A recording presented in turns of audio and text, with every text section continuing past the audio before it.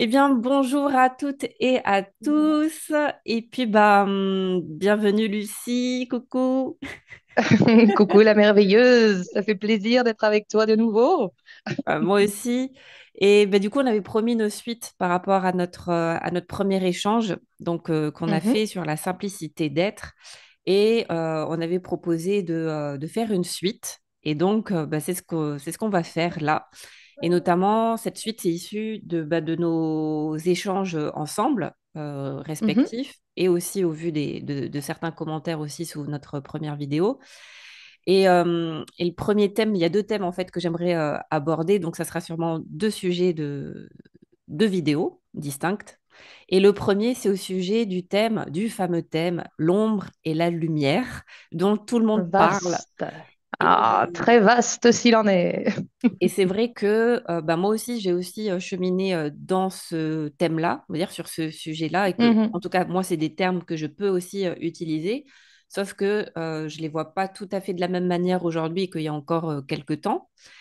Et du coup, j'aimerais bien voir Enfin voilà, ça va être un peu le point de départ de notre conversation sur mhm, de quoi on parle quand on parle d'ombre et lumière. Et peut-être pour lancer un peu le truc comme ça, c'est que aujourd'hui, notamment dans le milieu spirituel, on parle beaucoup de combattre l'ombre. Et les gens dits spirituels, hein, moi inclus, notamment, moi, mon nom avant, c'était les guerriers pacifiques. Et puis, donc, il y a beaucoup aussi la notion de guerrier de lumière, euh, mes sœurs de lumière, mes frères de lumière, les guerriers de lumière, etc. Et donc, il y a comme ce truc où il y a le camp des gentils et le camp des méchants. Bien sûr, quand on est spirituel, on fait partie du camp des gentils et donc des forces lumineuses qui devront combattre l'ombre, les méchants. mhm. Je suis un peu une caricature, mais en fait, non, c'est même pas une caricature parce qu'en vrai, c'est vraiment ça. En tout cas, la croyance, en tout cas, la vision des choses qu'il y a par rapport à ça. Et, euh, et voilà, donc c'est un peu le point de départ. Donc, sur que penses-tu de ces fameux guerriers de lumière? Je rigole déjà. Ces guerriers de lumière et cette ombre qu'il faut combattre comme on dit déjà à l'intérieur de nous, mais concrètement de quoi on parle et qu'est-ce que c'est pour toi? En tout cas, ta définition de l'ombre et de la lumière, et après on va dérouler. Hmm. Eh ben oui, comme je te le disais, c'est vrai que le sujet est extrêmement vaste. Donc là, l'idée, ça va être d'essayer de le simplifier au maximum et de le résumer au maximum. Si je reprends, on va dire, la base de la base de la base, comme je le dis toujours, la planète Terre, pour moi, c'est une partie de Monopoly. Tu vois, vraiment le plateau, nous les pions, on se promène, on fait des tours, à la fin ça se termine, on laisse le corps physique. Au niveau de la partie de Monopoly, il y a des règles, il y a les règles du jeu. Et dans ces règles du jeu, il y a notre fameuse amie, la dualité. C'est-à-dire qu'il y a toujours l'idée de quelque chose et de son contraire. Tu vois? Et notamment dans les grands classiques et dans les grands principes de base qui, je pense, sont là peut-être à peu près depuis que l'humanité fait l'expérience de la vie, il y a l'ombre et la lumière. Et en fait, je trouve ça extrêmement intéressant parce que ça développe tout ce que tu viens d'énoncer.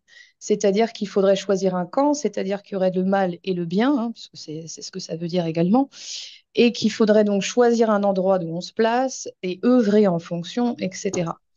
Moi, l'ombre et la lumière, c'est quelque chose dont j'ai pu faire énormément l'expérience au démarrage à l'adolescence, quand ça a commencé pour moi, pour une raison simple, c'est que les quelques infos que j'ai pu glaner dans l'entourage que j'avais à l'époque, quand j'ai commencé, disons, à avoir des expériences diverses et variées, c'est ce qu'on m'a dit.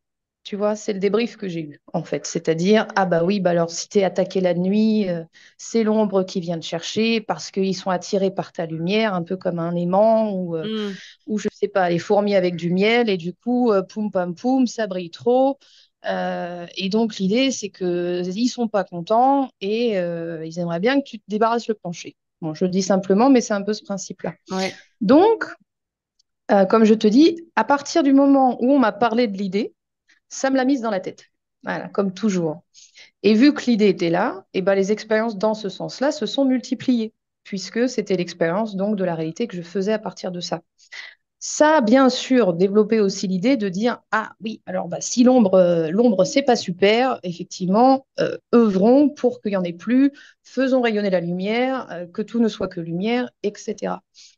Et en fait, alors on pourrait le décliner hein, dans énormément de sujets parce que ça va aussi, par exemple, s'appliquer aux magies, tu vois, les magies noires, les magies blanches, etc. Ça se distille vraiment dans tout, partout, tout le temps, D'ailleurs, hein. ouais, moi, je veux bien qu'on en parle éventuellement parce que je pense qu'il y a beaucoup de gens aussi qui se posent la question ou qui y croient par rapport à la magie noire. Est-ce que ça existe et Bien comment? sûr, Voilà. Mais peut-être ouais, pour un ouais, second temps. Mais ouais, je pense que c'est intéressant d'en bien parler. sûr. Ouais. Donc, comme je te dis, voilà, ça se distille sur énormément de choses. Ça se distille même dans les rapports entre êtres humains. Voilà, quand on dit tu vas croiser une personne qui est très noire, elle porte la noirceur, etc., etc. Donc, ça se distille partout. Et comme je te le disais, c'est vraiment une expérience, je dirais, que j'ai pu faire peut-être sur une décennie, à peu près, hein, tu vois, quand même.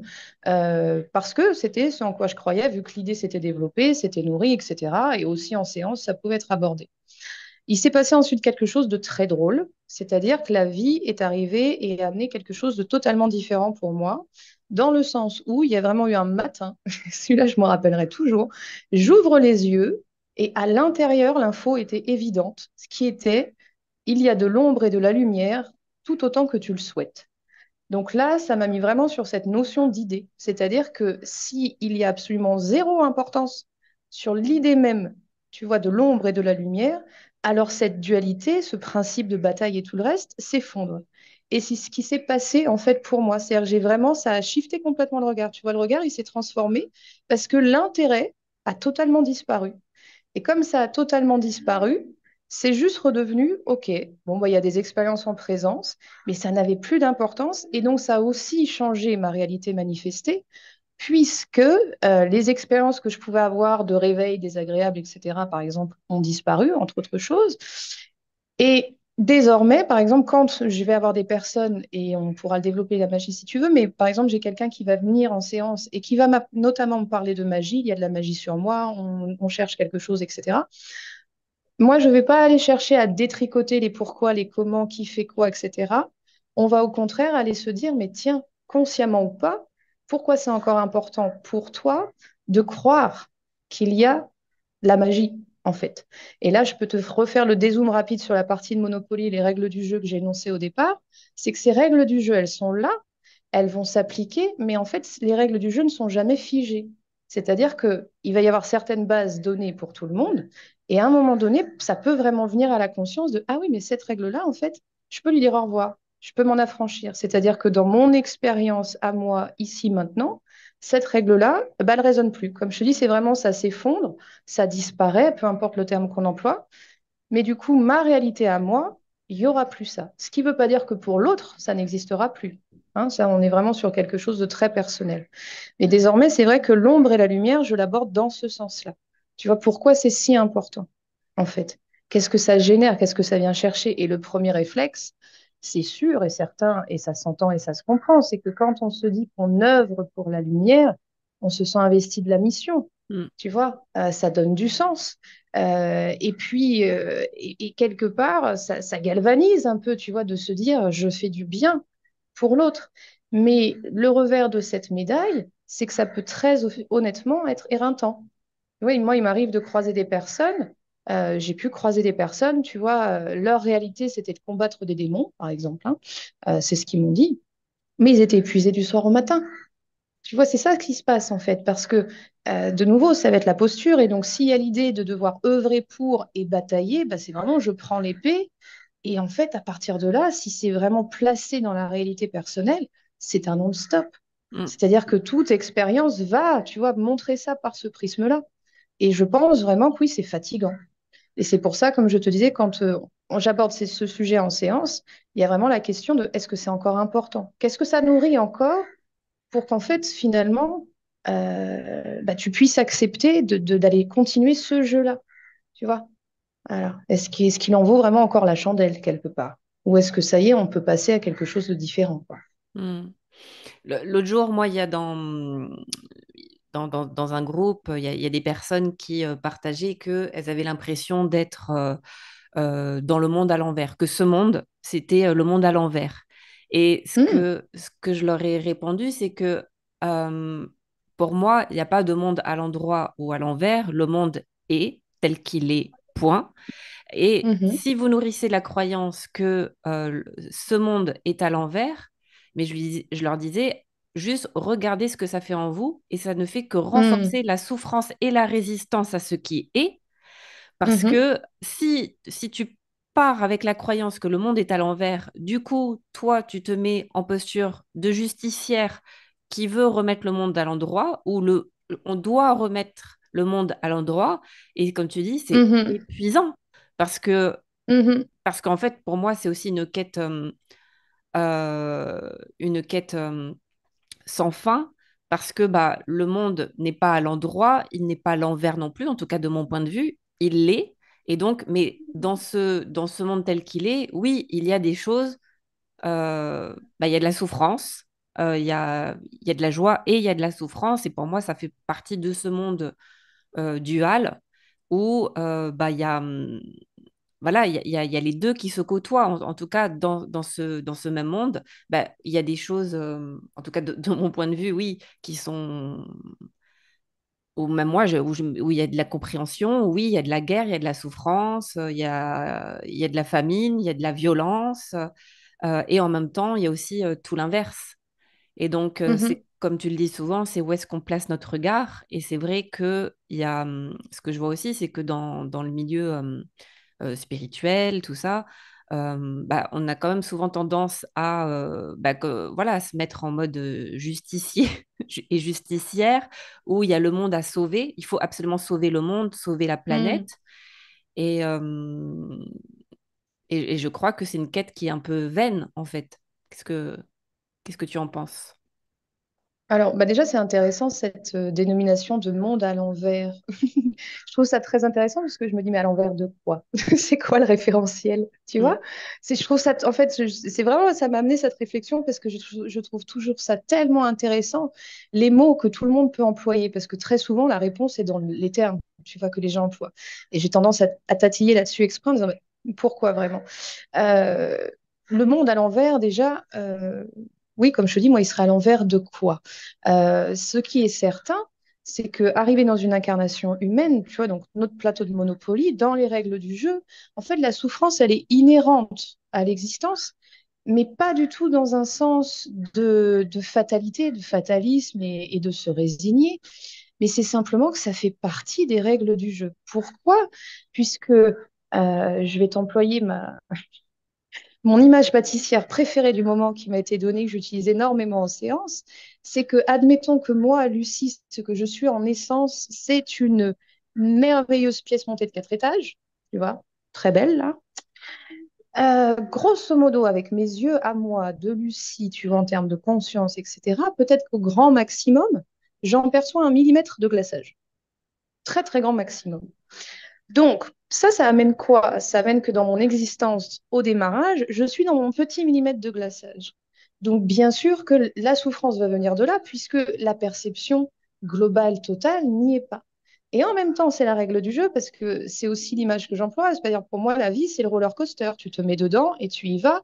Et en fait, c'est ce qui fait partie de l'histoire. Heureusement qu'il y a la surprise. Heureusement qu'on ne te dit pas comment ça va se passer. Donc, moi, ce que ça amène, si tu veux, pour moi, ce côté justice et sauver le monde, c'est pareil. Pour moi, c'est une idée qu'on va se faire. Parce que, en tout cas, au regard de l'expérience ici, la vie, elle place pas de demande. Le monde ne place pas de demande spécifique, en fait. Le monde, c'est une réalité, c'est-à-dire qu'à chaque fois que je cligne l'œil là en te regardant, j'ai une réalité manifestée qui est donc totalement liée à tout ce qui va exister en moi d'idées sur ce monde, ce qui va faire donc la différence dans les expériences que je peux avoir par rapport à quelqu'un d'autre. Et la notion de sauver, comme je te dis, moi je trouve que ça vient vraiment en lien avec la personnalité. Donc moi, Lucie, qui pourrait me dire, tiens, j'ai des capacités, voilà, j'ai des capacités différentes de certaines personnes, et je vais m'en servir parce que ce que je constate, toute cette souffrance, je ne le supporte pas. Et on peut faire mieux, etc. Et ça, c'est pareil, c'est un sujet qui est extrêmement important, je trouve, parce que le monde qu'on va avoir en face de nous, ça va peut-être sembler très fort, mais en fait, on n'y peut rien. On n'y peut rien, ça veut dire quoi? Ça veut dire que l'extérieur, on ne peut rien bouger de l'extérieur en tant que tel. Je peux me mettre devant quelqu'un, je peux lui faire tous les discours du monde sur une idée. Mais s'il lui veut pas que ça bouge, parce que à son endroit, c'est pas l'idée qu'il porte et il veut pas aller regarder cette idée-là, il se passera rien. Tu vois? Donc, quelle que soit la bataille et la force avec laquelle je peux engager de l'énergie pour essayer de changer, moi, l'image que j'emploie aussi toujours, c'est ce que je dis aux gens, vouloir changer l'extérieur, c'est comme se mettre face à l'océan et vouloir dire aux vagues, ah, va là-bas, tu vois, toi va à gauche. Bon, les vagues, elles vont sourire, mais elles vont faire ce qu'elles veulent.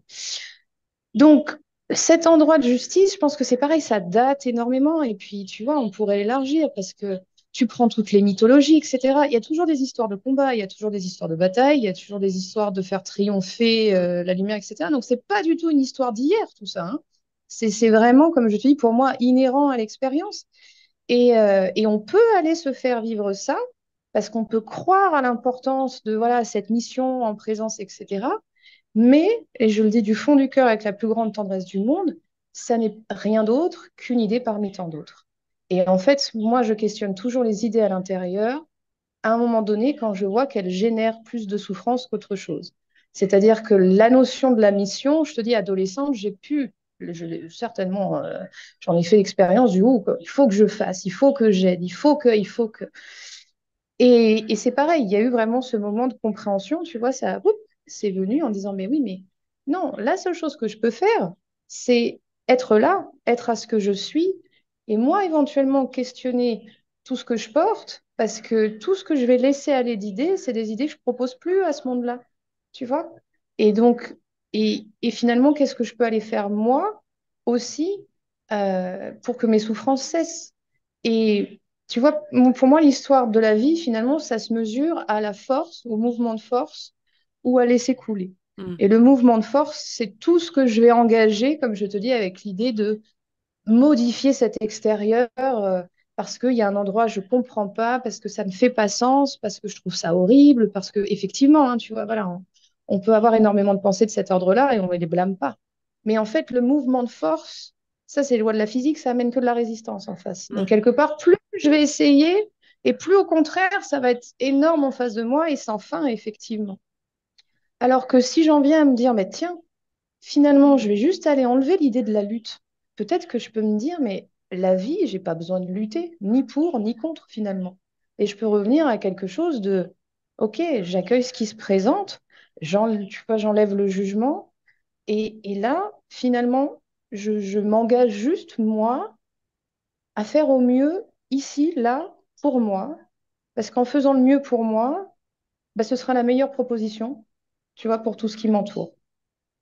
Voilà.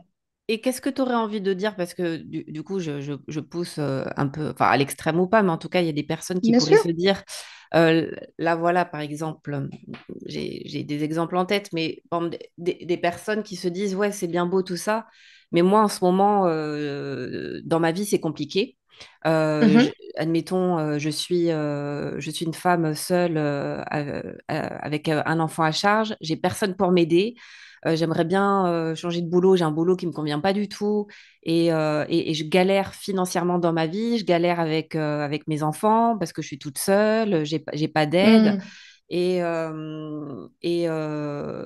il y a un truc de j'ai l'impression d'avoir un peu tout le poids et la misère du monde sur les épaules et comment je peux m'en dépatouiller et du coup d'un côté je comprends en tout cas cette sensation d'être un peu victime, tu vois, de la vie, de Mhm. dire ben, j'ai vraiment pas de chance. Et moi, quand j'entends certaines personnes vivre certaines choses, ben, je vous envie, mais moi, j'ai pas les moyens j'ai pas les moyens de changer la situation, en fait.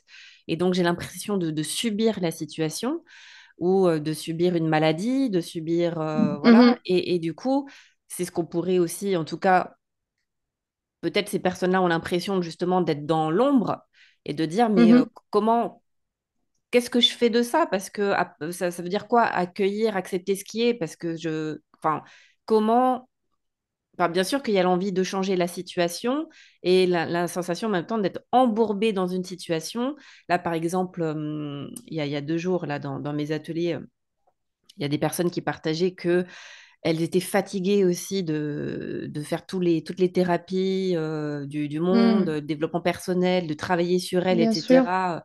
pour mieux s'aimer, mieux s'accepter, accueillir la maladie, les difficultés et tout, mais là qu'elles étaient épuisées parce qu'elles en ont marre en fait, et Mhm. qu'elles ont l'impression justement de ne pas voir la lumière avec tout le travail Mhm. qu'elles ont fait. Donc, c'est peut-être un peu en vrac mes questions, mais voilà, par rapport à toutes ces personnes qui ont l'impression de, de faire tout ce qu'il faut pour aller mieux Mhm. et pour voir la lumière et qui Mhm. ont toujours l'impression d'être dans l'ombre, quoi. En tout cas, d'avoir le Mhm. nez dans, Mhm. Ouais, ouais, non, mais je vois ce que tu veux dans la dire. boue, Bah, quoi. alors, déjà, en toute objectivité, je ne pense pas qu'il y ait zéro humain qui ne fasse absolument jamais l'expérience de la souffrance. D'ailleurs, j'imagine que même les plus grands milliardaires ou quoi, enfin, tu vois, ce qui pourrait se dire, ah, c'est facile pour eux. L'expérience de la souffrance, elle est vraiment, comme je le disais, inhérente à la vie. J'entends tout ce que tu dis et c'est tellement intéressant parce que cette fatigue, pour moi, c'est justement vraiment cette histoire de posture. Il y a ce côté, je fais, je fais, je fais, et en fait, le résultat n'y est pas. Mm, Ça, pour moi, ça veut dire deux choses. Ça veut dire déjà qu'il y a le réflexe du faire. Le réflexe du faire chez l'être humain, il est systématique. Quand on est dans un endroit d'inconfort, tu vois, de souffrance, quoi que ça puisse être, comme tu le dis, il y a l'idée de faut vite que ça bouge, vite qu'on soit à la suite, vite que. Parce que c'est particulièrement désagréable de baigner dans tout ce qui se promène sur cet instant-là et qu'on a vraiment envie d'être dans quelque chose de plus sympathique. Donc, on va enclencher le faire, F-A-I-R-E. Ça, déjà, c'est pas une réponse automatique. Ça veut dire quoi? Ça veut dire que parfois, dans faire, il n'y a rien faire. Et ça, on n'aime pas du tout. C'est pas du tout réflexe chez nous, mais alors pas du tout. Pour une raison simple, parce que faire, c'est donc l'idée d'avoir le contrôle, de garder la main. Donc, ça nous aide sur toutes les peurs en pagaille qui arrivent en disant, mais mon Dieu, qu'est-ce qui va bien pouvoir se passer? Comment ça va bien pouvoir tourner? Je garde le contrôle, je fais, je lance des choses. Alors, le faire, il n'est pas systématique. Et en plus, si c'est un faire qui est placé dans une forme d'urgence, c'est rare qu'il soit placé au bon endroit. Tu vois? mm, Parce qu'il va être en réaction à la situation et donc, on n'est pas forcément en clarté de vision sur ce qu'il peut y avoir vraiment, éventuellement, concrètement à faire. Ça, c'est la deuxième chose. L'autre point, c'est que c'est faire pour du résultat. Et le résultat, c'est quoi? C'est qu'on place une attente. mm. Et ça, c'est la deuxième chose pour laquelle je crois qu'on est un peu tous des professionnels à la base. Ça et réfléchir, je pense que c'est nos deux grandes activités préférées. C'est que l'attente, c'est pareil, c'est générateur de souffrance. Pourquoi? C'est si j'attends quelque chose, c'est je me mets dans un endroit qui va faire que je me dis que ma joie sera là lorsque j'aurai atteint ce point-là. Donc, ça conditionne systématiquement que bah, je n'y serai pas tant que je ne serai pas à cet endroit-là. Tu vois? Donc, pour ces personnes, et notamment parce que ça, moi, je le vois beaucoup, hein, celles que tu décris qui vont faire beaucoup de thérapies, d'ateliers, voir beaucoup, beaucoup de personnes. En fait, moi, si elles viennent à moi en séance, il y a une invitation à vraiment, en fait, au contraire, calmer et sortir un peu du faire. Parce que il y a aussi ça, c'est que quand on fait plein, plein de choses, on peut trouver de la clarté, mais ça peut aussi embrouiller. Moi, il m'arrive d'avoir des personnes qui ont eu tellement de sons de cloche ou qui ont entendu tellement de choses de tellement de personnes que, en fait, du coup, il n'y a plus d'écoute intérieure. Tu vois?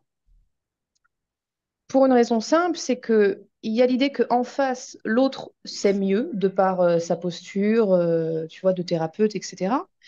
Et donc, s'il sait mieux, alors la vérité qu'il me donne, c'est celle-ci et je dois faire fonction. Donc, de nouveau, attention, je ne suis pas en train de dire que tout le monde raconte n'importe quoi, bien loin de là, mais ça, moi, c'est quelque chose que j'observe et en fait, j'invite toujours au contraire à revenir au-dedans. Oui, on me donne une info, super, merveilleux, mais déjà, est-ce que ça me parle pour de vrai? Moi, c'est le premier tri un peu que je fais à l'intérieur, tu vois. Est-ce que ça parle? C'est-à-dire, est-ce qu'il y a une réaction en moi? Moi, c'est mon corps qui me parle toujours, je sens. Si c'est juste, pas juste, c'est OK, pas OK, ça me plaît. Et ça, c'est le premier point. Et comme je te dis, sortir un peu de ce faire systématique. J'entends tout à fait les situations d'urgence. Parfois, on a besoin d'enclencher des choses en urgence parce qu'il y a un besoin de sortir la tête de l'eau, tu vois, de ce momentané qui est trop difficile. Mais après, c'est revenir à respirer et revenir aussi sur ces endroits qui peuvent se sentir victimes de la vie. Ça, c'est un statut extrêmement important. Tu vois, je parle toujours des idées à l'intérieur. Et l'idée d'être victime des choses, je pense que c'est pareil, c'est le victime sauveur bourreau, on en fait tous l'expérience. Et le victime, à un moment donné, on est toujours dedans. Donc, il y aura toujours le subir. Mais de nouveau, si je me crois victime, alors tout ce que je vais vivre va être dans un sens de subir. Tu Est-ce que du vois? coup, je Mais je t'interromps t'en parce que prie. j'ai des questions qui me viennent et j'essaie d'en noter quelques-unes Vas-y, là, vas-y. mais du coup, est-ce que justement par rapport à ces situations difficiles où il y a des personnes qui ont vraiment l'impression de les cumuler, quoi, est-ce que du coup, Mhm. en quoi, parce qu'on dit que la vie est un miroir et que notre monde extérieur est le reflet de notre monde intérieur, donc déjà, est-ce que toi, tu es Mhm. d'accord avec cette croyance, avec cette phrase? Et du coup, est-ce que par extension, ça voudrait dire que les personnes qui cumulent un peu les situations difficiles, le, je vais le formuler comme ça, est-ce que ça signifierait que le problème vienne d'elles? Hmm. Alors, déjà, alors le terme de miroir, personnellement, moi, c'est pas quelque chose qui résonne puisque ce serait l'image de renvoyer. Or, comme je te dis, pour moi, c'est ici, il y a de l'idée, ça manifeste. Donc, c'est Mm, plus dans l'autre sens, en d'accord. fait. Mm. Tu vois, l'extérieur, finalement, ne fait que manifester mon intérieur. Voilà. Quant à ta deuxième question, alors là, c'est très intéressant parce que justement, c'est l'endroit qui peut être très délicat parce que je ne suis pas en train de dire, arriver vers quelqu'un et dire, tu ne vas pas bien, mais attention, c'est toute ta faute. C'est pas du tout comme ça que ça marche. Ouais, Je rigole, mais parce que pourquoi? Parce que ça ne peut être qu'extrêmement heurtant au ouais. démarrage. Je veux dire, on va déjà pas C'est bien. Alors, si violent. c'est pour qu'en plus on nous dise, bah voilà, si pour qu'en plus on nous dise, bah oui, c'est toi qui as tout mal fait. Non, c'est pas ça. Enfin, c'est plus subtil que ça.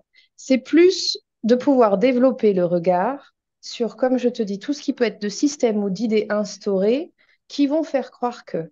Donc, effectivement, il y a victime, mais il y a par exemple aussi beaucoup le je mérite pas. Tu vois la notion du mériter, la notion de la capacité.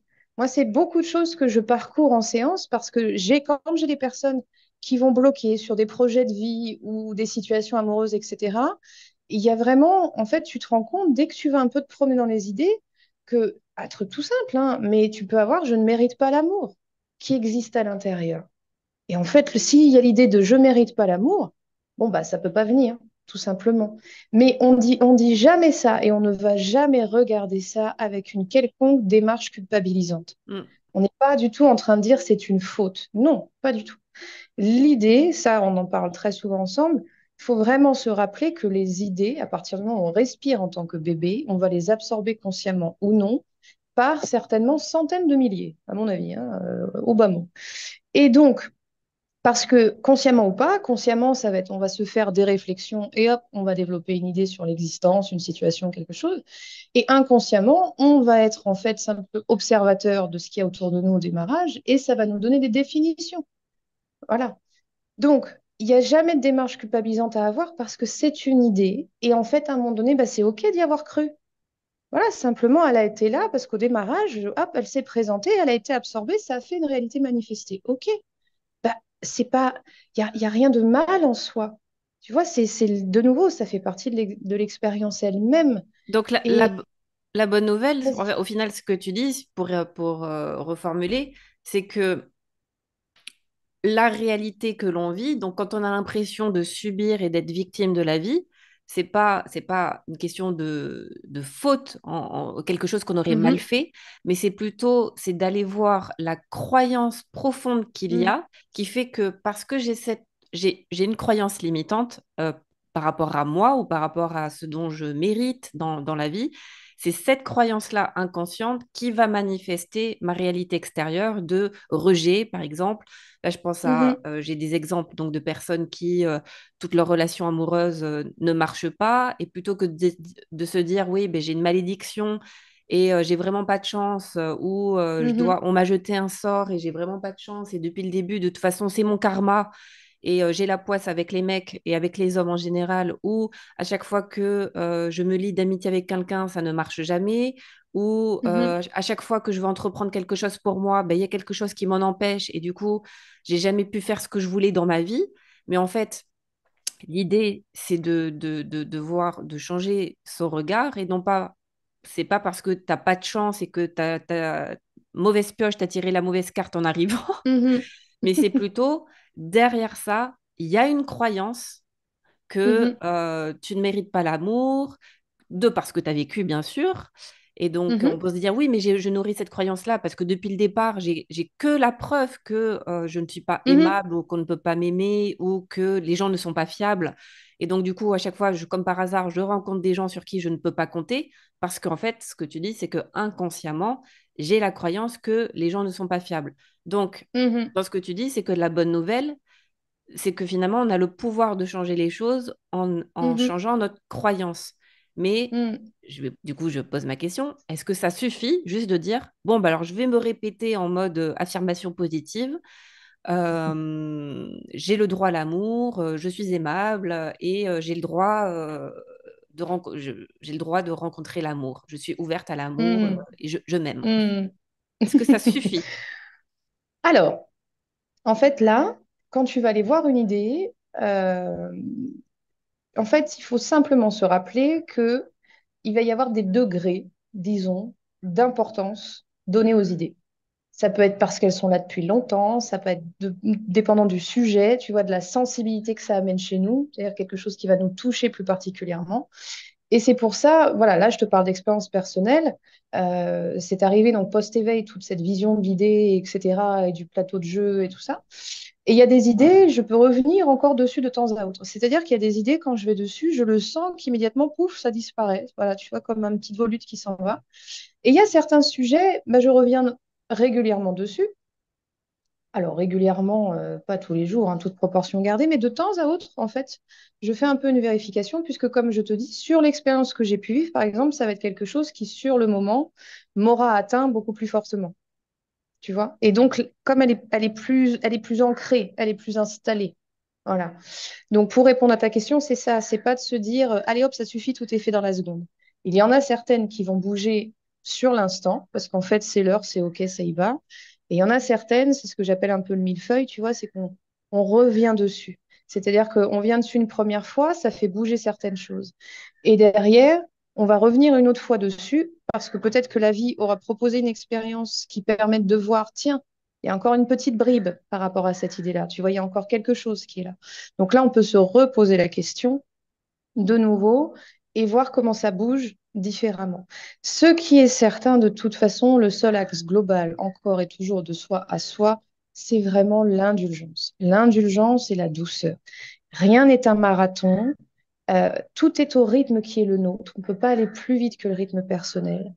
Et à partir de ça, quand vraiment tu cultives l'indulgence, hein, c'est intéressant hein, parce que c'est très peu cultivé finalement, je trouve. C'est pas du tout quelque chose qui est vraiment présent chez nous autres. Tu vois, il y a beaucoup plus l'exigence Hmm. qui est en présence généralement chez les êtres humains, pour dire le moins. Alors l'indulgence de pouvoir se dire, non, mais c'est OK que ça soit comme ça. C'est OK qu'à cet instant, ça veuille pas bouger plus que ça. C'est OK que là, il y a encore de l'importance accordée. Bah oui, oui, oui, c'est OK. Et ça reviendra, comme je te dis, c'est sortir un peu aussi du but ultime de se dire, oh, parce qu'il y aurait un peu cette idée que, de nouveau, tu vois, on pourrait se dire, ma joie, mon bonheur, c'est si j'ai fait le ménage en grand, d'un coup d'un seul, tu vois, de toute façon, allez hop, c'est parti, je regarde tout. Alors que pour moi, je pense que tant qu'il y a de la respiration, il y a de l'idée qui se promène. Et donc, en fait, c'est plus on navigue dedans au fur et à mesure. Voilà, entre celles qui vont sortir momentanément et qui bougent, et celles avec lesquelles on va revenir un peu. Parce qu'effectivement, et je voulais préciser parce que ça, c'est tout à fait vrai, c'est vraiment le chat qui se mord la queue. Parce que si la croyance est là, l'expérience se manifeste. Comme l'expérience se manifeste, ça renforce ma croyance, etc., etc., etc. Donc au début, casser ça, ça peut demander un petit peu de temps. Et Hmm. ça demande un regard d'indulgence sur soi. Et à terme, moi, c'est ce qui s'est passé ici, c'est que j'ai commencé à vraiment sourire de ces idées que je découvrais. Tu vois, il y a plus du tout le oh, mais quelle idée d'avoir cru justement à cette idée. Non, mais vraiment, pas bravo, tu vois, parce que regarde un peu tout ce que ça fait. Non, il y a vraiment le oh, ah d'accord, ah oui, tu as pu croire à ça. Et c'est un sourire de nouveau, c'est vraiment un sourire de tendresse, quoi. Et Tu en vois, même qui temps, se dit juste vas-y. ouais, et en même temps, c'est pas évident, je trouve, seul, sans être accompagné parfois, parce qu'on a tous des angles morts, Hmm, bien sûr. euh, d'avoir déjà cette capacité, l'honnêteté, le discernement Hmm, et, euh, et la capacité, hein, tout simplement aussi, Mhm. d'aller voir, en fait, d'aller déloger ces croyances-là, parce que, enfin, moi, je sais que pour certaines, j'y arrive assez facilement, et puis d'autres, ah, c'est tellement subtil ou c'est tellement profond que c'est vrai que sans l'aide de quelqu'un, c'est pas forcément évident. Donc ça, c'est le premier Mhm. point.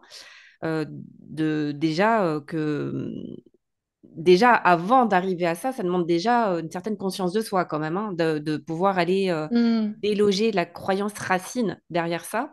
Et l'autre point, du coup, alors pour résumer un peu ce que tu dis, c'est que, encore une fois, ce que je trouve, là où je trouve que c'est hyper intéressant et que ça redonne aussi du pouvoir, c'est que finalement, toutes les situations que l'on vit qui sont souffrantes, désagréables ou dans lesquelles on se sent victime, bah, en fait, c'est de renverser les choses en disant, mais en fait, toutes ces situations-là, et surtout quand elles arrivent un peu en paquet, et en Mhm. fait, c'est pour nous inviter, nous forcer d'une certaine manière à aller voir, mais qu'est-ce que ça vient dire de moi? Pas dans un Mhm. sens, comme tu dis, culpabilisant, mais d'aller voir quelle est la croyance. Parce que oui, moi j'ai toujours l'histoire du miroir, mais voilà, parce que moi Mhm. ça me Non, mais il n'y a parle, pas de problème. mais comme tu dis, en fait, le miroir, du coup, ça vient pas de là, mais ça vient d'ici. Et comme ça vient de là, c'est qu'est-ce que je projette qui fait on me renvoie ça Mhm. bah, en miroir, du coup. Et finalement, c'est dans ce sens-là enfin, en tout cas, que moi je le comprends, que la vie est un miroir, dans le sens où si je vis ça, c'est qu'il y a une partie de moi qui nourrit cet espace-là. Sinon, Mhm. ça ne se manifesterait pas. Alors, et en même temps que Mhm. je dis ça, je me dis, oula, peut-être Ah aussi ah. apprendre avec discernement, parce que je vais aller dans un cas extrême, une personne qui subit Mhm. des violences. Mhm. Alors, Ah oui, c'est bah, là que s'arrête ta question. ouais, D'accord, non, ok. enfin, Oui, oui. euh, des abus, voilà, parce que Mhm. surtout dans, enfin, les hommes aussi, mais bon, chez les femmes, on va dire, c'est plus de la moitié des femmes si c'est pas les trois quarts qui sont concernées, de Mhm. près ou de loin. Comment, comment tu expliques ça et puis comment on peut voir ça sans justement sans culpabiliser en disant mais c'est de ma faute ou Mhm. j'ai nourri la Mhm. croyance, surtout quand tu es, là je vais prendre un cas extrême, mais ça a été mon cas, quand tu es enfant, Mhm. comment tu peux dire oui mais enfant, t'as pas de croyance, tu vois? Comment tu peux attirer ce genre de situation? Et ouais, voilà, question sur ce genre de Voilà. truc, voilà, de cas un peu Ouais. extrêmes où tu es dans l'innocence de l'enfant, il t'arrive Hmm. l'inimaginable et, et là, en quoi c'est un reflet d'une croyance? Déjà, est-ce que c'est le Hmm. cas? Alors, là, en fait, par rapport à tout ça, on redézoome sur le plateau de jeu. Hmm. Parce qu'il y a différents espaces. Dans le plateau de jeu, il va effectivement y avoir l'incarnation du ici et maintenant. Donc là, on est dans les règles du jeu, de l'existence, du plateau de Monopoly. Il y a le ici et maintenant avec les idées qui se développent consciemment ou non. Et par contre, je précise une chose importante qui est que enfant, bien sûr qu'on a déjà des tonnes de croyances. C'est juste absorbé, comme je te le disais tout à l'heure, sans s'en rendre compte.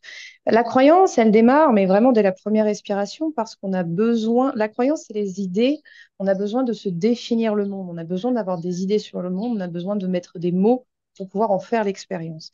Donc si, bien sûr qu'il y a beaucoup de choses qui sont nourries dès tout petit, c'est juste qu'on s'en rend pas compte. Donc, il va y avoir 3 points sur le plateau de jeu. Un, les idées du ici et maintenant. Deux, dans le plateau de jeu, il y a notre bon ami le karma. Notre bon ami le karma, il impliquerait que, il y a une succession d'incarnations qui sont faites et donc d'expériences vécues et que le karma, c'est une forme de régulation, justement. Tu vois, dans les causes à effets divers et variés. Et que donc, une vie vécue à un endroit pourra amener un autre programme, disons-le de cette manière, sur ce ici et maintenant, pour aller équilibrer, corriger, etc. Ça, c'est le principe, quoi. Donc, à partir de ça, euh, le dernier point, pardon, que je voulais te rajouter sur les croyances, c'est qu'il ne faut pas oublier qu'elles vont être individuelles. On les développe dans le soi ici, mais elles sont aussi collectives. Voilà. Tout à l'heure, je parlais de la lutte. La croyance de la lutte, c'est peut-être une des plus grosses, pour moi, croyances collectives de ce monde. tu vois. Parce que je pense, genre, je me dis qu'à peu près depuis que l'être humain fait l'expérience de la vie, il se tape dessus pour quelque chose. Et il y a toujours l'idée de lutter pour, lutter contre. Donc ça, les croyances collectives aussi, elles sont importantes à aller observer parce qu'elles impactent. D'accord? Donc, partant de tout ceci, c'est pareil. Quelqu'un qui viendrait en disant, j'ai fait cette expérience, voilà, d'abus qui est revenu, qui est remonté. Là, si tu veux, pour moi, en séance, c'est un peu plus du cas par cas. Je ne pourrais pas faire de généralité parce que ça va être au travers, tu vois, de ce qu'il va pouvoir y avoir d'informations. On va voir où est-ce que ça navigue, justement. Mais effectivement, il n'y a jamais l'idée de se dire, euh, j'ai choisi d'être abusé dans cette vie pour Hmm, corriger ça. Pas hmm. comme ça que tu vois, ça, ce serait très réducteur. Parce que moi, c'est ce que Mais j'avais beaucoup entendu, hein, c'est que oui, en fait, tu as choisi, en tout cas ton âme a choisi de vivre cette expérience-là pour pouvoir transcender cette expérience-là, pour découvrir qui tu es, hum, nanana, pour t'amener sur hum, ce chemin de conscience, sur ce chemin de guérison. Et tu es là, ah ouais, on peut vraiment choisir ça en amont, là? hum. Bah, déjà, ce qui est intéressant, c'est que la notion du choix, enfin, tu vois, si on parle de karma, la notion du choix, là où je trouve ça intéressant, c'est qu'on n'arrive pas à imaginer autre chose que nous, tu vois. Par Hmm. exemple, que Lucie, qui, avant d'arriver en Lucie, ferait ses petits choix, ferait son petit supermarché personnel, tu vois. Voilà. Alors ça, je veux bien, ça, Et non? alors que, de nouveau, l'idée de me dire c'est Lucie qui fait son petit supermarché avant le karma, ce serait de se dire, je reviens à ma métaphore pâtissière tout à l'heure, que c'est mon petit millimètre de vision qui choisit au regard de la pièce montée. Donc là, dans la pièce de jeu, le karma est quelque chose qui va être beaucoup plus vaste et en fait, c'est pas quelque chose d'identifié qui fait son supermarché, etc. C'est plus subtil que ça.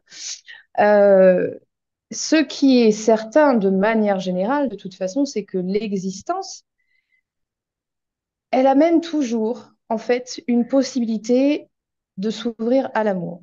Ça peut sembler extrêmement étonnant, mais toute expérience proposée, quel que soit ce qu'il a, ouvrir à l'amour, mais je parle de soi à soi. C'est qu'en fait, c'est une invitation à recontacter au-dedans. Je ne suis pas en train de dire soyons en amour de tout ce que nous voyons à l'instant, pas du tout. Mais toute expérience proposée, c'est ça. C'est-à-dire que moi, par exemple, j'ai pu vivre une grosse expérience de rejet. Et donc, à l'époque, tu vois, Lucie, ça lui a fait un peu gloups quand même, parce que c'était assez massif. Et quand je me suis posée, j'ai juste entendu aime encore plus fort, tu vois. Et je me suis dit, ah oui, c'est vrai. Et en fait, ça m'a ramené avec cette personne à l'époque au fameux moment où on s'était un petit peu topé là, de dire, bon alors, on se fera vivre cette expérience-là, toi et moi, mais il faut pas oublier que chez l'autre, ça génère aussi quelque chose. Et le aimer encore plus fort, c'était de pouvoir, en fait, finalement, sortir du prendre personnellement.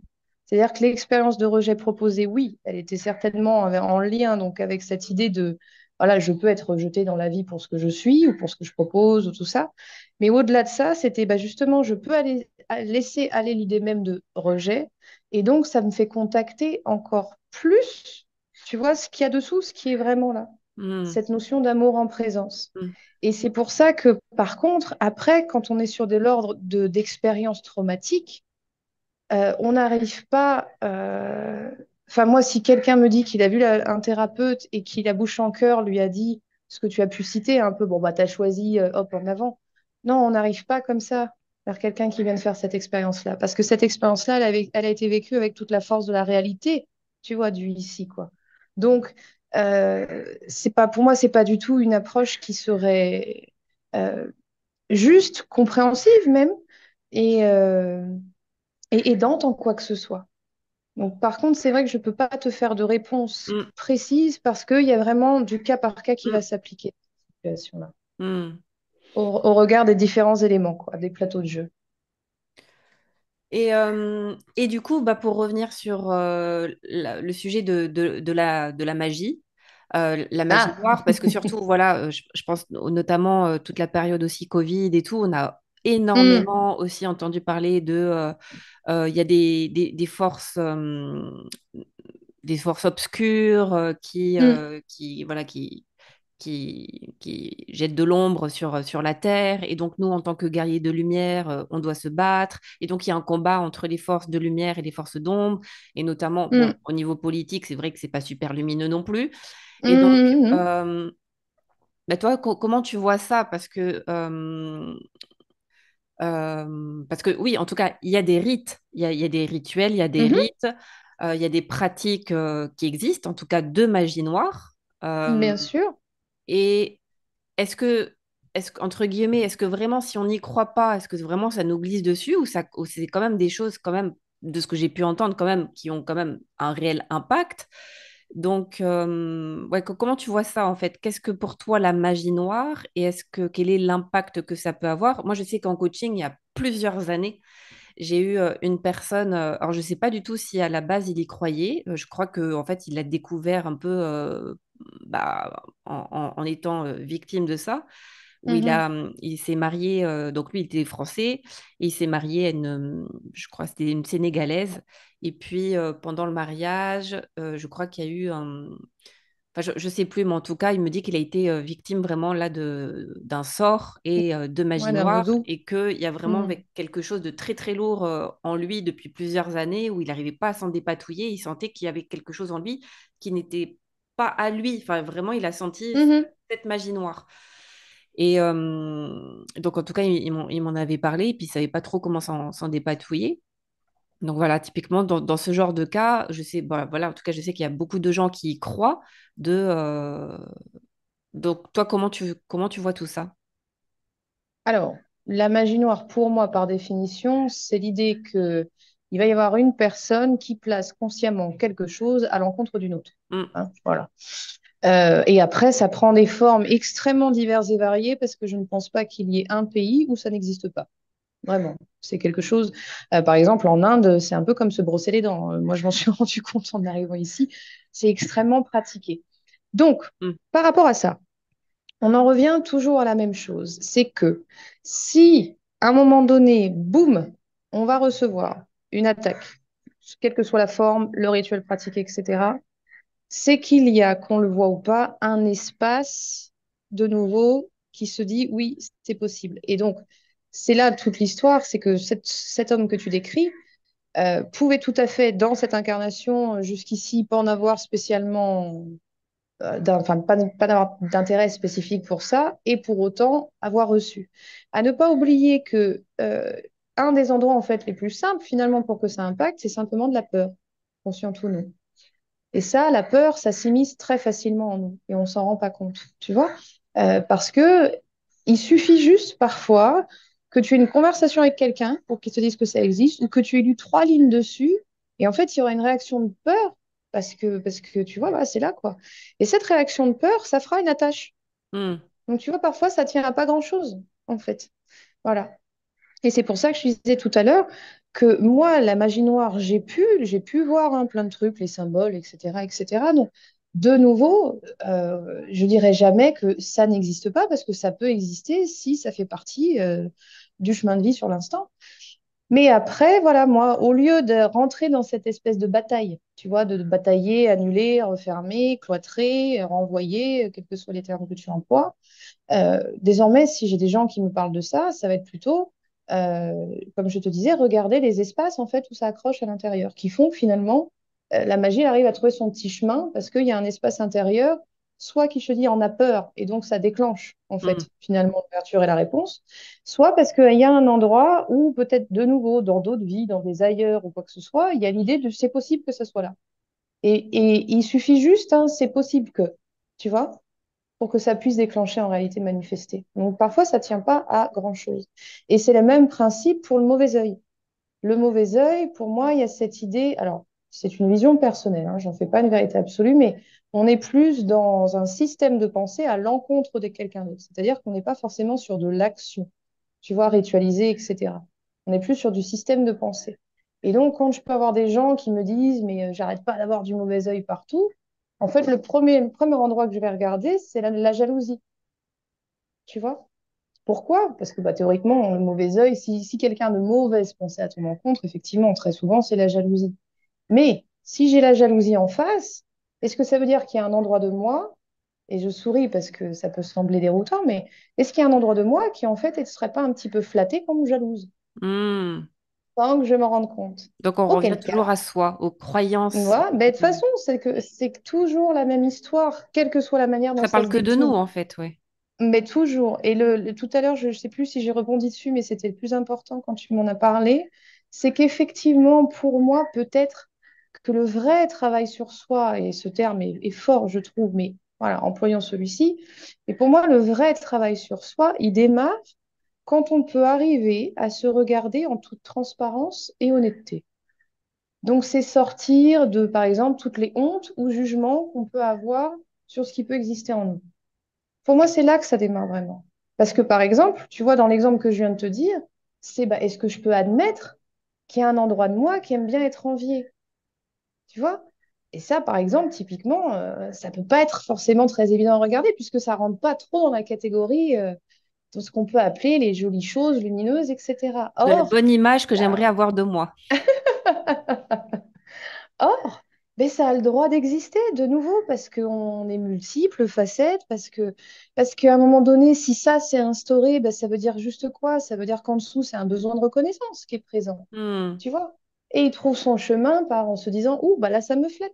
C'est bien pour ça que je disais zéro jugement. Mais quand vraiment on peut regarder en, tu vois, tout à l'heure, je comprends ce que tu dis quand tu disais que c'est difficile, mais en fait, ce qui est le plus difficile d'accès, c'est de passer ça, dépasser cet espace de jugement de soi à soi et pouvoir juste regarder de ah oui, tiens, ah oui, en fait, c'est vrai finalement, c'est que ça me fait du bien de me sentir un peu jalousée parce que voilà, ça vient nourrir mon besoin de reconnaissance et finalement, ça vient nourrir ma valeur de moi-même, peut-être d'une façon Après, étonnante, ouais, comme tu dis, ça demande tu quand même vois? beaucoup d'honnêteté envers soi-même, hein, parce que ça, Ouais. je pense qu'il n'y a pas beaucoup de personnes qui sont capables de le reconnaître. Oui, mais alors tu sais, tu serais surprise parce que moi, en séance, c'est très objectivement parfois inimaginable hein, ce qui peut Hmm. sortir. Hmm, hmm, Et je me suis rendu compte vraiment avec l'expérience, et je pense que celles et ceux qui me connaissent et avec qui on travaille peuvent le dire, c'est qu'en fait, on peut tout, finalement, tout peut être abordé. hmm. Parce que justement, si c'est abordé d'un espace de tendresse et d'amour, voilà, tout peut être regardé. Et comme je te dis, à terme, ça développe ce fameux sourire de dire, tiens, voilà, je peux donner un exemple. J'avais quelqu'un qui était venu pour des angoisses. Et en fait, quand on a été un peu regardé, on s'est rendu compte que, en fait, elle s'angoissait parce que ça la calmait. C'est-à-dire que ces angoisses, finalement, ça fonctionnait un peu comme son petit doudou personnel pour se calmer. Alors que quand tu y penses, ça semble pareil, pas faire grand sens, puisqu'elle se mettait dans des états extrêmement difficiles, tu vois, donc c'est très souffrant pour elle. Mais quand elle a vu ça, et ben, ce qui s'est passé, c'est qu'elle a ri. Tu vois, en se disant, bah, c'est quand même rigolo ça. Et quand l'idée, elle s'est effondrée, bah, il s'est avéré que les angoisses ont cessé puisque ce doudou-là, tu vois, l'idée, c'est qu'après, bah, ok, il y a eu cette habitude-là, mais on peut toujours se trouver une autre habitude, quelque chose de plus doux et plus juste pour soi. Et est-ce que c'est la même chose pour les maladies? Dans quel sens? Est-ce que les maladies, c'est la manifestation extérieure d'une croyance intérieure? Alors, bah oui, plateau de jeu également. Donc, de nouveau, notre bon ami le karma, Hmm. parce qu'il y a deux, trois petites choses placées dans ce sens-là. Et les idées, alors c'est très intéressant. Tu vois, quand je te dis que moi j'ai beaucoup d'idées qui me parcourent, la dernière fois, je sais plus, il y a quelques mois, ça m'avait amené sur la notion de la santé. Et j'avais trouvé ça tellement intéressant parce que je me suis dit, mais en fait, des fois je rigole toute seule, mais pas très régulièrement d'ailleurs. Parce que ce que ça m'avait amené, c'était de me dire, mais si l'idée de santé existe en moi, eh ben effectivement, ça amène l'idée de la maladie. Et c'était drôle à observer. C'est pareil, hein, ça peut être un peu étonnant à observer, mais en fait, c'est ça. Tu vois, toujours on en revient à cette espèce de dualité, quoi. Et je me suis dit, ben, en fait, c'est vrai que si la pensée même quant à la santé n'existe pas, ben, la pensée dans l'autre sens quant à la maladie n'existe pas non plus. Hmm. Mais ça, alors bah, par exemple, tu vois, quand je te dis que c'est des thèmes, je reviens de temps en temps dessus. Ah bah oui, je reviens dessus. Pourquoi? Parce que typiquement, c'est tellement dans les grands axes, tu vois, de ce monde dans lequel on se trouve. Et tu vois, il faut pas oublier, je te disais, dans les croyances qui sont absorbées inconsciemment, il y a tout ce dont on est témoin, donc toutes les pubs, tu vois, qui vont te dire, voilà, mangez équilibré, faites ci, faites ça. Donc ça, c'est de toute façon, ça nourrit. C'est bon pour la santé, c'est pas bon pour la santé. Donc Ben, en fait, quand tu as tout ça qui se promène partout tout le temps, la notion de la maladie, forcément, tu vois, elle arrive dans Mais l'autre ça veut sens. dire quoi? Ça veut dire que si tu n'as plus la notion de santé et donc plus de notion de maladie, est-ce que ça veut dire que... Bah, il reste ce que c'est. Pardon, Ouais, je te coupe. oui. Et ce que c'est, ça veut dire incluant la maladie aussi. Ça ne fait pas Ou pas. disparaître la maladie. Ou pas, en fait. Ça fait que pour moi, si tu veux, pourquoi ça m'a emmené sur ce sujet, je pense, c'est que tel que je l'ai perçu, hein, de nouveau, on n'est pas du tout en train de dire que c'est une vérité absolue, c'est vraiment l'expérience ici qui est faite. Mais ce que ça a amené en fait quelque part un désengagement et un effondrement de toute chose qui pourrait se créer d'un point de vue maladie, tu vois, et ne restera éventuellement qu'un quelque chose si là on était plus dans ce côté inscrit, programme, ça doit se révéler, etc. Mais il y a plus, ça vient faire tomber, comme je te dis, les idées. Mais je prends l'exemple du manger-bouger ou 5 fruits et légumes par jour. Si ça, c'est très ancré en moi, regarde, je te fais un cheminement, mais parce que ça va sembler peut-être trop simple, mais c'est un peu ça. C'est qu'admettons, là, je fais des excès à fond et je passe mes journées à manger des sneakers et des chips parce que c'est ça dont j'ai envie en ce moment. Mais moi, si j'ai le manger-bouger, les 5 fruits et légumes par jour qui se promènent, qu'est-ce que j'ai quand je mange? J'ai de la culpabilité. Vu que j'ai de la culpabilité, bah, mon corps il réagit à ça. Et c'est ça, en fait, cette cascade dont je parle, tu vois? Mais bien sûr que la notion de la santé, ça fait partie des piliers qui s'effondrent pas comme ça d'un coup d'un seul. Donc, de temps en temps, je vais dessus juste pour voir comment c'est présent ou pas. Et en fait, au fur et à mesure, en tout cas, je vois que il y a moins ces impacts-là, toutes ces culpabilités qui pourraient me faire déclencher bah, des réalités de voilà, j'ai mangé plein de sneakers, alors j'ai pris 12 kilos, ou alors j'ai fait de la tension, ou mon foie va pas bien, enfin, etc., etc., etc. Hmm. Alors, deux autres questions pour terminer sur, en tout cas sur cette partie-là.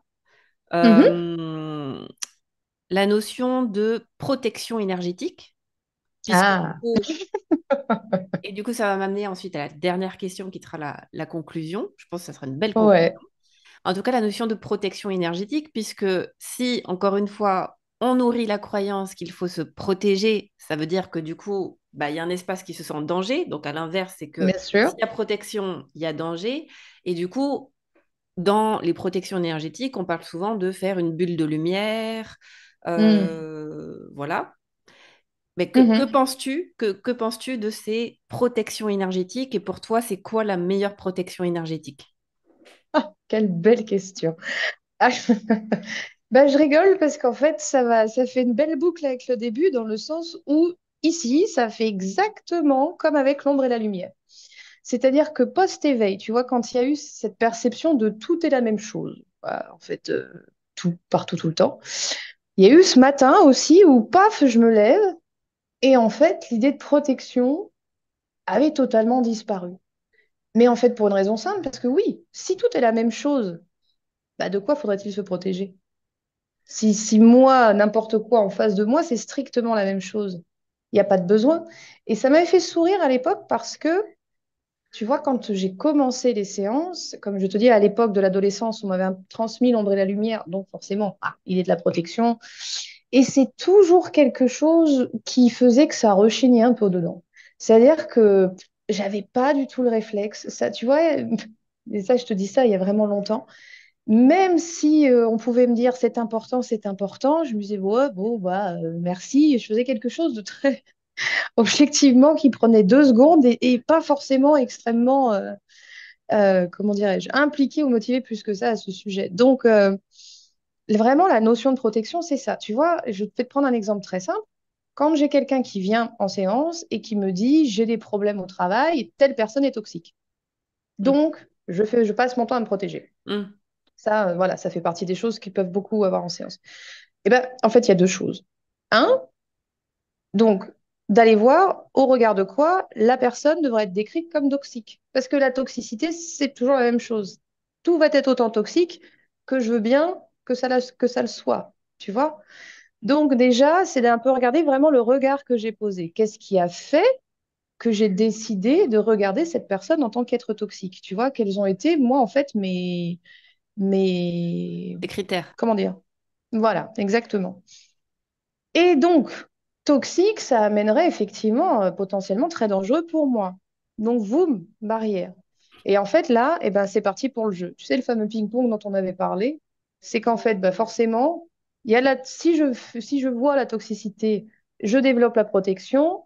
Donc, du coup, plus je vais me protéger, plus je vais me sentir finalement dérangée, attaquée. Et c'est pareil, c'est un espèce de truc sans fin. Moi, j'ai pu croiser des gens où, après, ils passaient leur temps à se dire qu'il fallait qu'ils placent des protections partout, surtout, tout le temps. Mm, Mais les maisons, les espaces, et en fait, enfin, c'est un peu la même réflexion que je faisais tout à l'heure par rapport à l'ombre et la lumière, c'est que je trouve que c'est fatigant. On n'arrête plus une seconde, tu vois. Et moi, je trouve que vraiment la notion de protection, ça coupe totalement l'espace de liberté de la vie.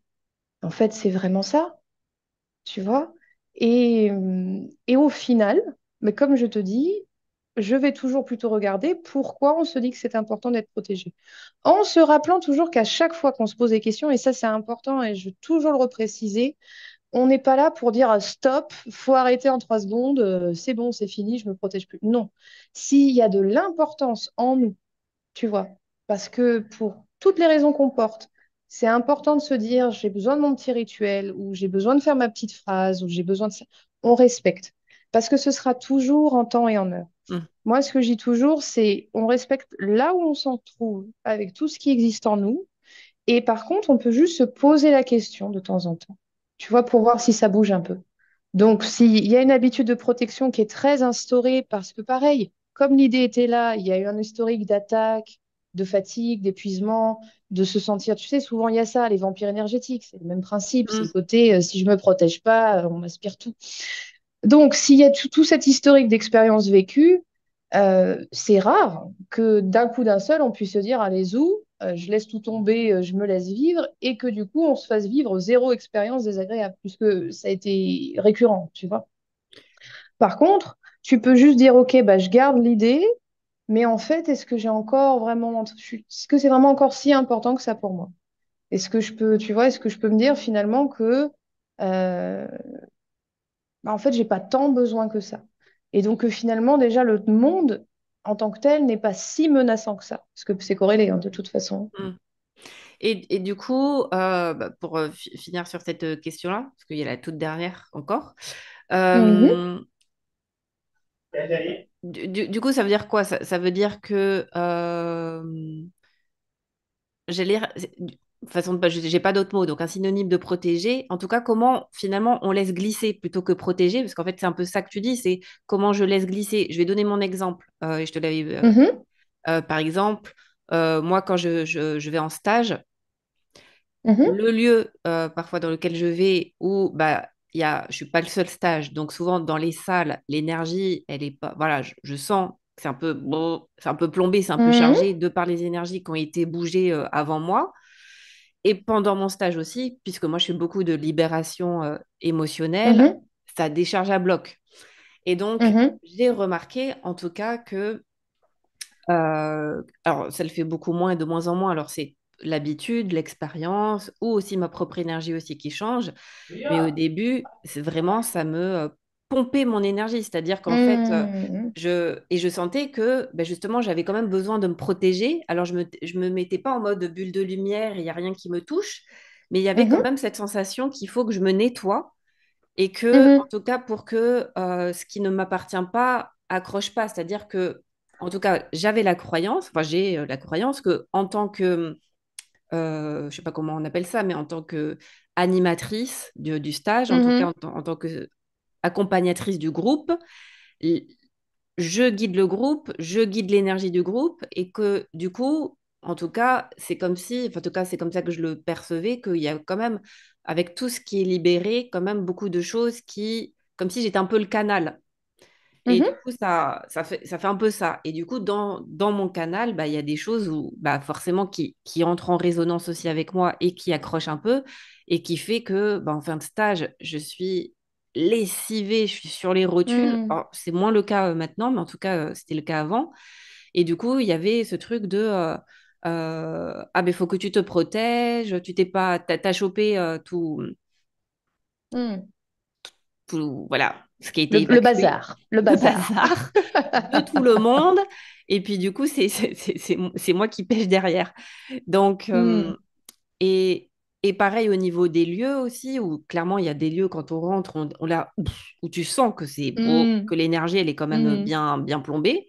Et donc, du coup, bah, qu'est-ce qu'on fait de ça quand on est sensible à l'énergie, quand on ressent les choses? Voilà, là, un exemple très concret. Toi, qu'est-ce que tu fais? Est-ce que du coup, bah, finalement, l'idée, c'est en fait de laisser glisser et que finalement, il n'y a rien qui accroche? Ou voilà, par rapport à cette question de c'est quoi la meilleure protection énergétique? hmm. Bah, comme je te dis vraiment, hein, parce que moi, si je te dis vraiment ce que je fais par rapport à tes exemples, ça va, je pense, pardon, te faire rire. Euh, mais la meilleure enfin, avant de détailler, pour moi, pour la meilleure des protections énergétiques, comme je te dis, sera celle dont on peut sentir le besoin à l'instant. C'est ce que je te disais tout à l'heure. S'il y a un besoin de, alors on fait et en fait la meilleure manière, c'est ce qui va être le plus naturel pour soi. Il y a des personnes qui ont besoin de phrases, des personnes qui ont besoin d'encens, des personnes qui ont besoin de bougies. Il n'y a pas de formule, il y Mm, a à l'instant, il y a un besoin encore en présence, il prend quelle forme pour moi? Ce sera le plus juste. Voilà, quoi que ça puisse être. Par rapport à ce que tu décris toi, euh, alors, le laisser glisser, c'est quelque chose en fait qui m'a jamais demandé de réflexion parce que justement, j'ai jamais récupéré le bazar des autres, le mm, fameux. C'est-à-dire que ça a toujours été très net en moi que ça passe pour qui doit, mais que rien de tout ça n'est à moi, mm, rien de tout ça n'est à Lucie. Donc, il n'y a jamais eu cette problématique, c'est jamais généré. Peut-être que toi, je pourrais juste te donner une phrase au regard de comment ça se passe encore pour toi, qui serait juste de dire, je rends à chacun ce qui lui appartient. Juste ça. Tu vois, parce que s'il y a encore une sensibilité en toi vis-à-vis de ça, tu peux formuler ça. mm, mm, mm. Et après, je souris par rapport au lieu parce que mon réflexe à moi, si je rentre dans un lieu qui est tout triste ou tout lourd, petit bouchon, ce serait certainement de lui dire que c'est le plus beau du monde. Mm. Eh bien oui, je lui dirais qu'il est beau et que je lui fais confiance et qu'il sait très bien ce qu'il a à faire.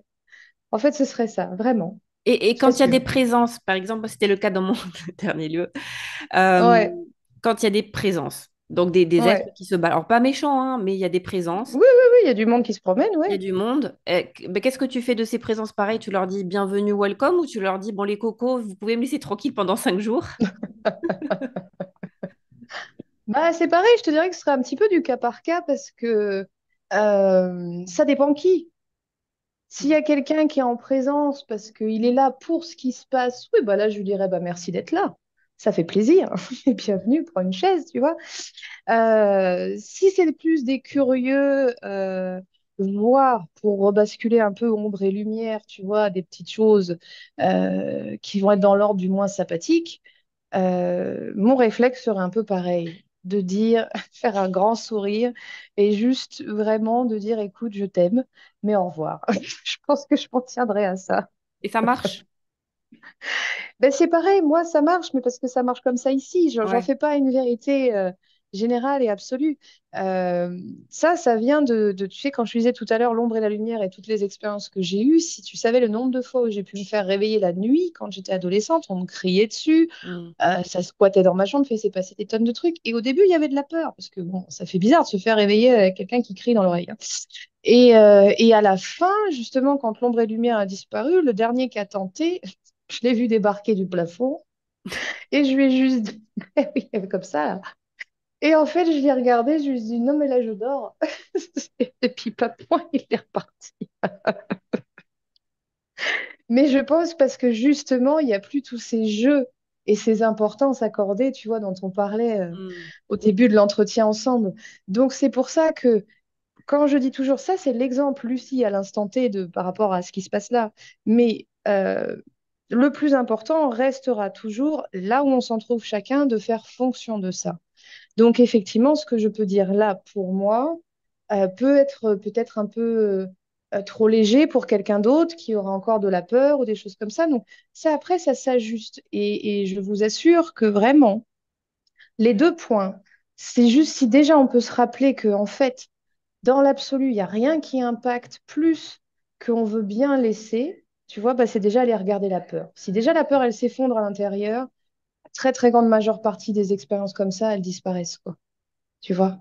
Et donc, bah, s'il y a de la peur, bah, c'est OK d'avoir peur, parce que c'est OK d'avoir regardé des films d'horreur, ça se soit un petit peu imprimé, qu'on se dise, mon Dieu, je vais finir en lévitation ou quoi que ce soit. Donc, on fait toujours fonction. Voilà. Mm. C'est vraiment ça. Et dernière question, du coup, qui sera la conclusion de cette partie-là, c'est que est-ce que du Mhm, coup la clé au final dans tout ce que tu dis, la clé par rapport à l'ombre et la lumière, c'est d'aller au-delà de l'ombre et de la lumière, mhm. de se mettre dans cet espace qui est au-delà, et du coup, dans cet espace finalement d'accueil inconditionnel de ce qui est. Est-ce que c'est ça la clé au final pour sortir de cette dualité ombre-lumière, bien, mal? Mhm. Bah, c'est déjà de se rappeler que c'est complètement OK de se le faire jouer énormément, et notamment si on est des personnes sensitives, parce que c'est ce qui est dit par la très très grande majeure partie des écrits de toute façon. Donc c'est complètement OK, à un moment donné, on se laisse attraper par ça. Moi, je crois que la réflexion qui est venue vraiment, tu vois, quand ça s'est effondré, c'est qu'au fur et à mesure, et avec l'expérience d'éveil derrière, ça m'a ramené juste à ce que la vie était. C'est-à-dire que la vie, c'est voilà, c'est un grand bain, on saute dedans, on voit ce qui se passe. Mais la vie, c'est une expérience. Alors, bien sûr, comme je disais, la souffrance, elle est inhérente, hein, parce qu'au au démarrage, il se passe plein de choses et on ne saisit pas tout. Mais la vie, c'est vraiment une invitation à la joie. Moi, c'est vraiment ce que je vois. Et en fait, mon petit tri, je dirais désormais personnel, c'est justement si je vois que j'accorde des importances à des choses qui me génèrent de la souffrance, c'est vraiment de me dire, mais en fait, est-ce que j'ai encore envie de faire l'expérience de la vie par ce biais-là? Et l'ombre et la lumière, comme c'est un des gros, gros majeurs, bah, ça a été ça. Ça a été de se dire, effectivement, moi, si toutes les personnes qui fonctionnent avec l'ombre et la lumière, bah, déjà, d'une part, je les embrasse, mais je les invite à juste se poser la question, est-ce que ça les rend vraiment heureuses? Est-ce que ça les nourrit vraiment? Vraiment, tu vois, dans la balance, l'équilibre entre joie et la difficulté générée, est-ce que c'est la joie qui prend, tu vois, est-ce que c'est la joie qui gagne, quoi, disons-le comme ça? Parce que si c'est pas la joie qui gagne, est-ce que ça vaut vraiment le coup d'aller parcourir tout ça de cette manière-là? Mm. Voilà. Est-ce qu'on peut Mm. pas se proposer quelque chose de plus doux pour soi-même? Mm. Et de nouveau, c'est pas être dans un je renie tout. C'est bah ok, j'ai fonctionné avec, et là je m'aperçois que oh, en fait, je peux modifier mon petit plateau de jeu et mes règles de jeu. Voilà, je peux aller le faire différemment. Je peux aller en fait juste m'occuper de la vie en tant que telle. Tu Mm. vois? Voilà, c'est ça que j'aurais envie de dire. La joie comme indicateur. Toujours, Merci. toujours, meilleur radar personnel. Toujours, toujours, toujours. Bah, merci pour ce rappel et puis merci beaucoup pour ce riche échange. Euh, pour terminer, du coup, bah, je mettrai tes coordonnées. Donc, je pense que vous l'aurez bien compris. Du coup, Lucie propose aussi des séances individuelles si bah, vous avez envie d'aller plus loin avec elle. Donc, je vous mettrai sous la vidéo ses coordonnées, son site, pour que vous puissiez la contacter. Et puis, tu me disais que parfois, tes réponses tombent en spam. Donc, n'hésitez pas à regarder aussi Oui, il dans les faut pas spams, hésiter. C'est à ça. regarder si, voilà, si vous n'avez pas de réponse, parce que tu réponds à tout le monde. Et puis, si vous avez aussi des Oui. questions, n'hésitez pas à les poser en commentaire. Dites-nous aussi bah, comment ça a résonné notre échange pour vous par rapport au sujet d'aujourd'hui, l'ombre et la lumière. Comment ça résonne? Est-ce que ça porte, sans jeu de mots, un petit éclairage sur le sujet? Euh, voilà. Et puis, si vous avez d'autres, si vous voulez qu'on aborde d'autres sujets, merci à tous et à toutes. Mm. Et puis, nous on se donne rendez-vous pour le prochain Ah sujet. oui. Et je prends un instant pour te remercier, merveilleuse Meylan, parce que tu me poses toujours des questions qui me font réfléchir à des choses auxquelles je n'avais pas pensé. Ah bah Je voilà, trouve ça. ça c'est mon truc. J'ai pas forcément les réponses, mais j'ai les questions. Oui, mais c'est ça qui est beau. Non, mais c'est extrêmement intéressant. Donc, merci, merci, merci pour tout ça. C'était super. Et oui, moi, je serais ravie de répondre aux questions s'il y en a, parce que je trouve que c'est un sujet qui est tellement vaste, hein, comme on l'a dit au tout début, et qui résonne différemment chez tellement de personnes. Enfin, tu vois, c'est une lecture tellement différente que ce serait extrêmement intéressant qu'on puisse en parler un peu tous ensemble.